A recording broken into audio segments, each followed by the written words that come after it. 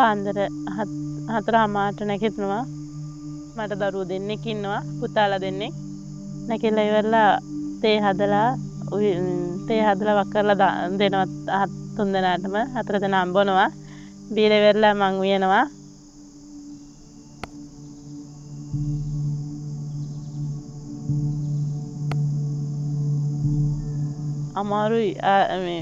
අමාරු ටිකක් තියෙනවා.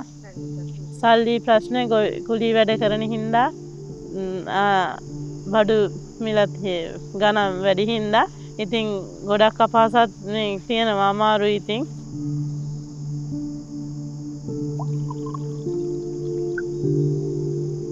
මං එනවා ඉතින් දවසට 10ක් 11ක් විතර වගේ එනවා මාසෙට.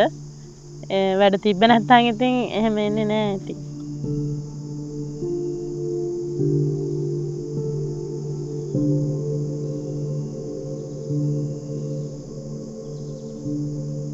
ලොකු පුතා හැමදාම කියන්නේ මට අම්මේ මට අක්කලාගේ වගේ ගෙයක් හදලා දෙන්න.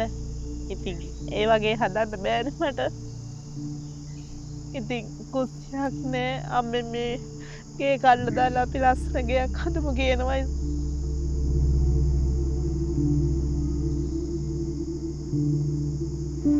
මට ඇඳුම් පැළඳුම් කන්න බොන්නවත් මට කිසි දෙයක් ඕනේ මට මගේ ළමයි දෙන්න හදාගෙන මගේ එයාලගේ අභියෝග දායගෙන මට නැතත් මොනවා හරි කරලා සල්ලි හම්බුනහම මට නැතත් ඒ 3 දෙනාට අරන් දෙනවා. ඒ 3 දෙනාම සතුටින් තියන්න තමයි මම බලන්නේ.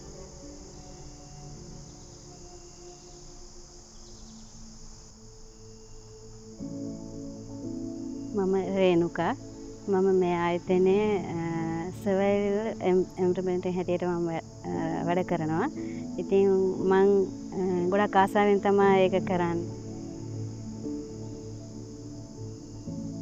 ඒ කියන්නේ අපි තෝරගන්නේ ගොඩක් ප්‍රශ්න තියෙන අම්මලා.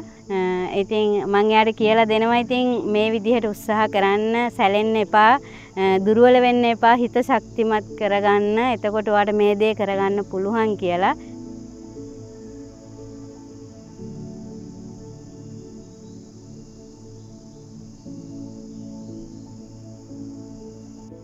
ටීචර්ලා මැඩම්ලා ඇවිල්ලා අපිට කියලා දෙනවා සෑහෙන දේවල්. ඉතින් ඒ අනුව තමයි එයාලගේ කියන දේවල් පිළිබඳගෙන මම ඒවා ලියනවා පොතක. ඒ කියන්නේ එතනින් දෙන දැනුම පෞල් ජීවිතයකට ගොඩක් වැදගත්.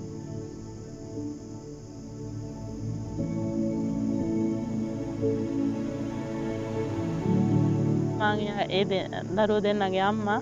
ඉතින් මං එයාලගෙන් බලාපොරොත්තු වෙන්නේ හොඳට ඉගෙනගෙන කියන්නේ සමාජයේ හොඳ පුරවැසියෙක් වෙන්න.